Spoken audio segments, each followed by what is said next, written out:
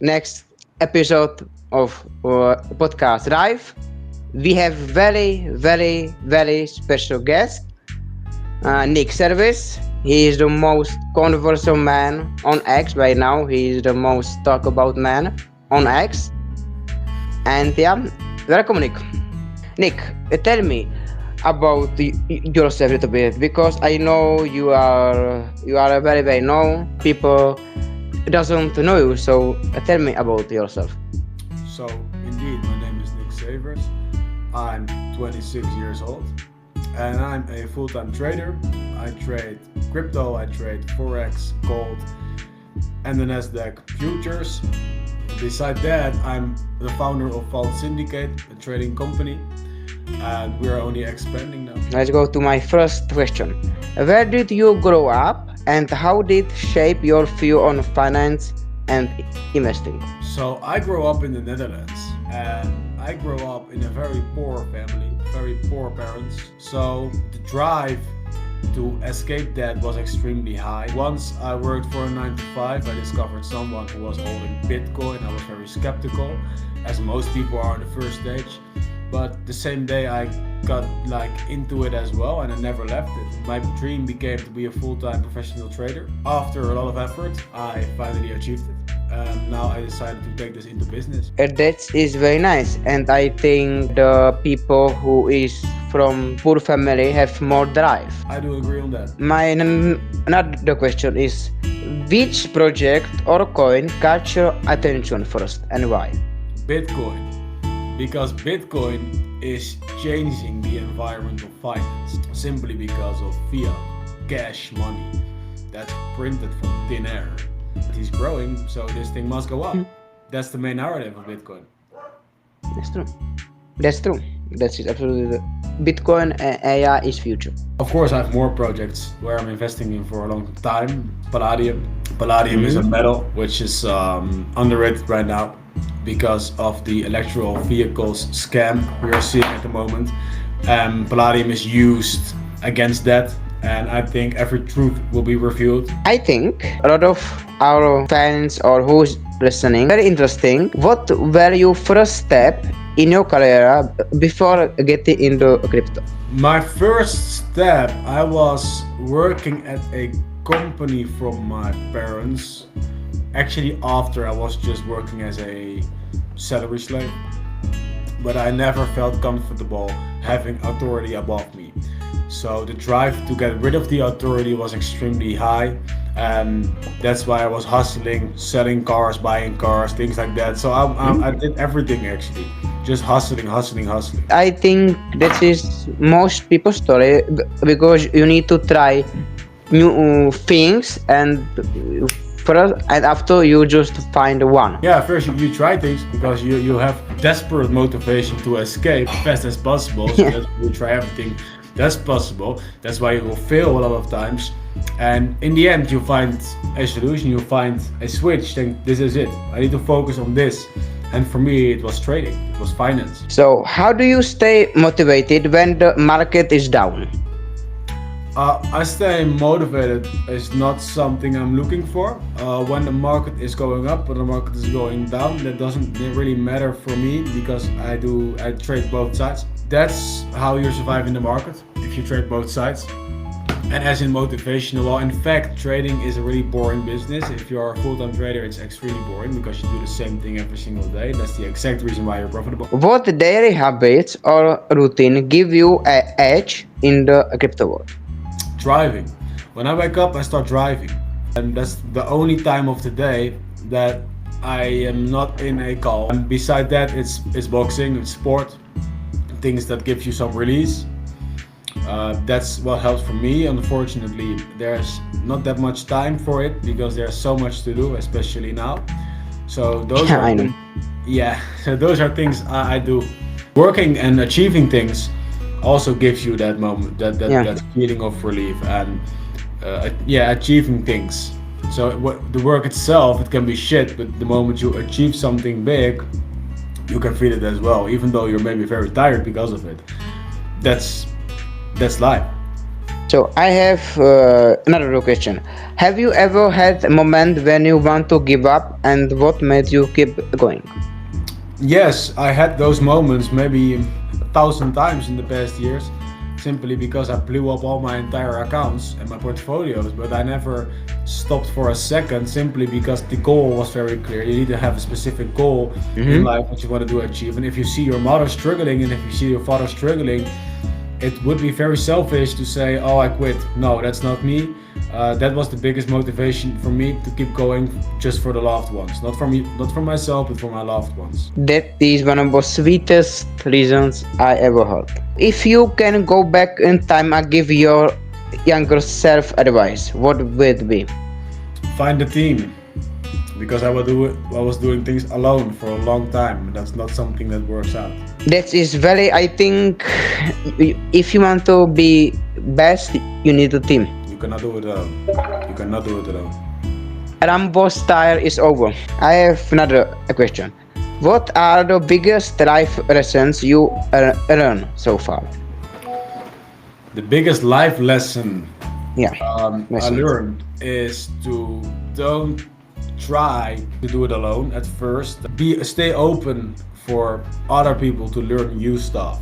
Because if you try it alone and you see it doesn't work out, you obviously don't know enough. And you need someone who knows that. So don't be arrogant if you don't deserve to be arrogant. If you have no rights to be arrogant, if you don't have enough knowledge or expertise in any realm to be arrogant, you should absolutely not do it. And that's when thinking, "Oh, I can do it all alone. Oh, I'm the best." If you are not the best, you have to find someone who can help you to be the best. And that's where I come back to the team. And that's undeserved arrogance.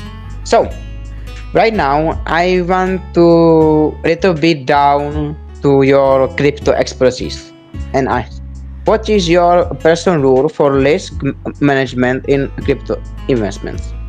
Oh, for me, the risk management is the most important thing in trading.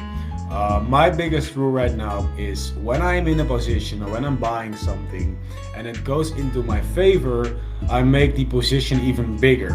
When it's going against me, I'm simply wrong and I scale out.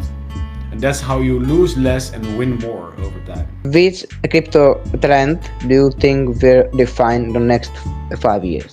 Beside Bitcoin, because that's a very obvious question, Mhm.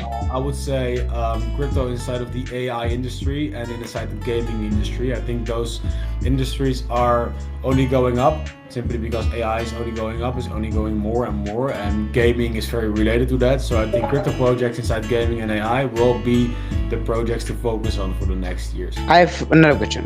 Are there projects or innovation you are most skeptical about that?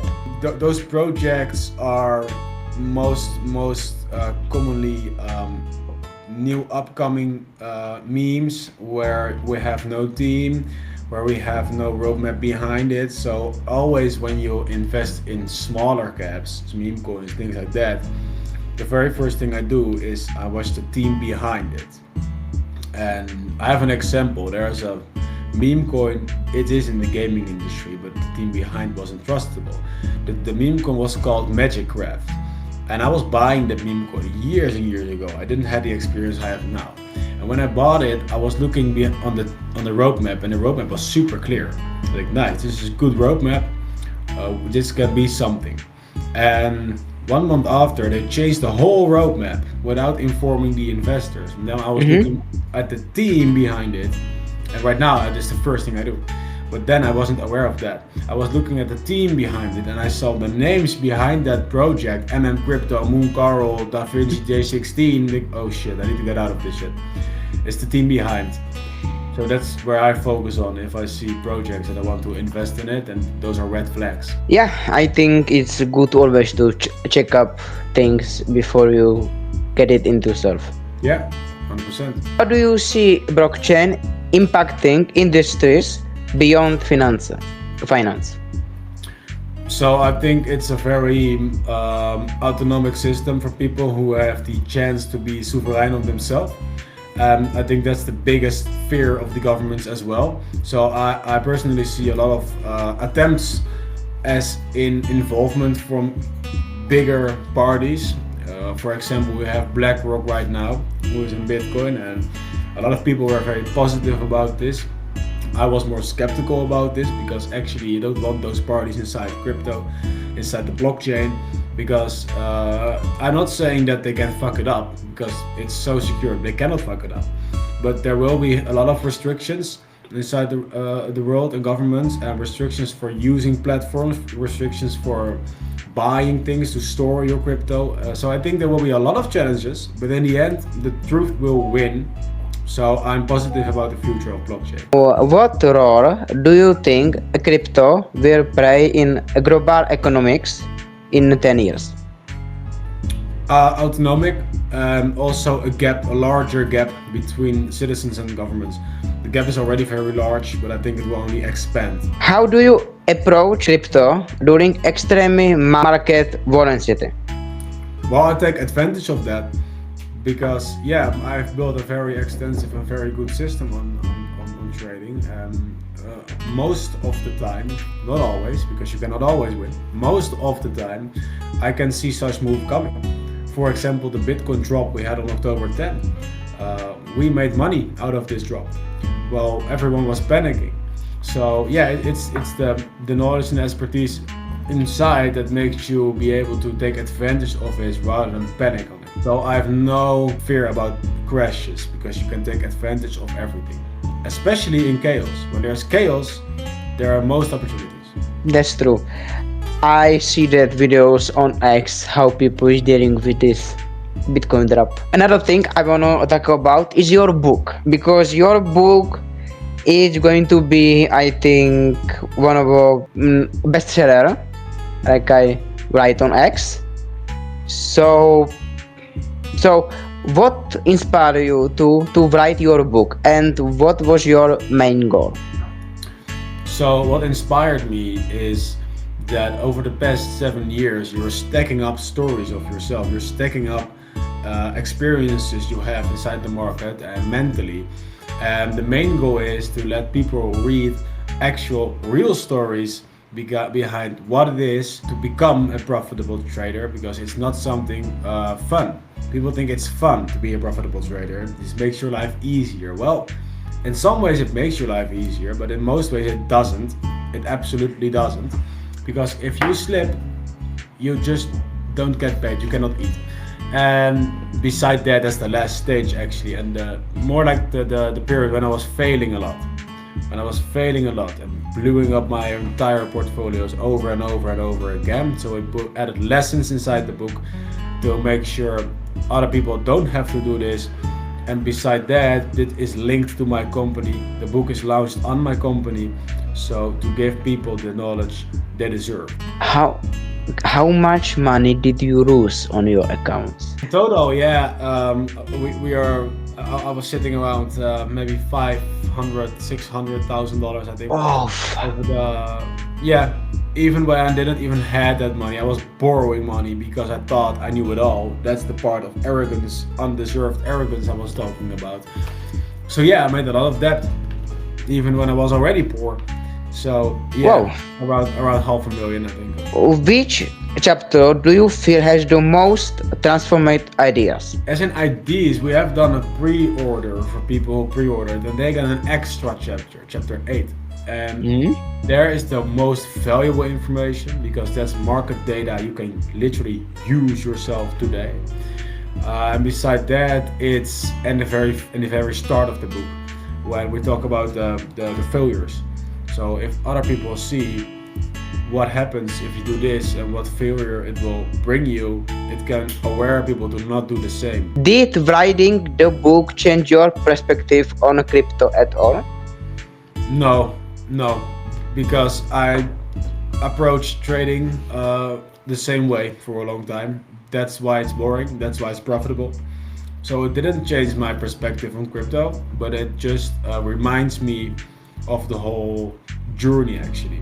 I think that is very interesting to have 2 points, because like in my opinion, your book is going to be, I don't know if I don't know if it's going to be best book all time, but it's going to be like in the 10. How did you decide which lessons from your career to share? Based on what we are doing in the company right now to make sure that people don't have to go through all those failures. That's a big decision to expose my mistakes so others don't have to make them. And I think a lot of people will thank you for that in the future. If someone reads only one chapter of your book, which one and why? Chapter, I would say either 8 because there's info you can use now, but if you have no experience, it's better to read the first one to know what not to do. So let's say in the perspective people want to learn, I would say the first one. First one. So, right now I have a rapid fire question for you. Please fire them. Bitcoin or Ethereum? Which do you really prefer and why? Bitcoin, because Ethereum is trash. Bitcoin because of the whole ecosystem and the white paper behind it. Not specifically because of the dollar value, because if it wasn't the dollar value I would prefer Ethereum simply because it's cheaper. The store of value, the interest and the overtime returns it gave, which is fact on the chart, so Bitcoin. Hold or a trade? What's your go-to strategy? Oh, hold trade. Both. I do both.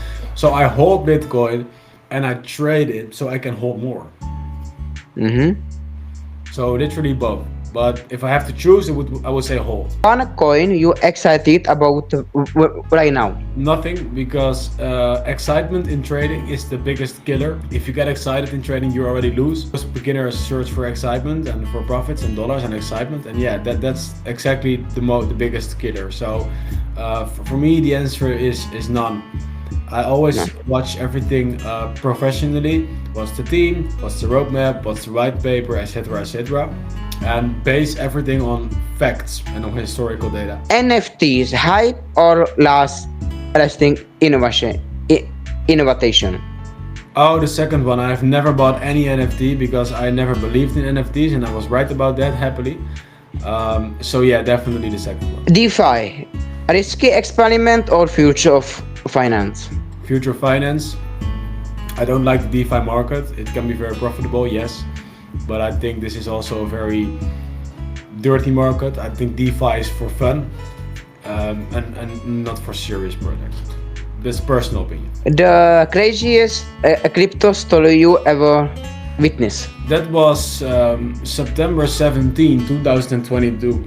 I was trading and I saw Bitcoin nuking down extremely hard, and I was a very beginner. I was holding some trash altcoins and I saw my portfolio going to zero in minutes. So that was my biggest storm in crypto I've experienced myself as a beginner. Crypto in 5 years, mainstream or niche? Mainstream. One book or research do you recommend for beginners? The Trader's Code from Nick Savers. That is a really good answer. And second? Trading in the Zone from Mark Douglas. Biggest misconception about a crypto you hear all the time? Yeah, that's always from people who don't understand it. That's always from the poor people. They don't want to understand it because they don't want to escape, and they are jealous people do buy crypto. So the most common thing is that this is a scam. Of course, there are scam projects, but when you talk about Bitcoin and people say it's a scam, the best thing you can do is walk away, because there's no point trying to convince them. You can show them the water, but you don't know if they're gonna drink or not. Give one quick tip to new investors. Investors is don't risk your entire portfolio because you're excited, and avoid excite. That was it. Our time is up. So thank you for everything, every people to listen, and please share, subscribe. This was Nick from World Thinking Date, and it was Tony from Next Move Only. Thank you very much, Tony. Bye.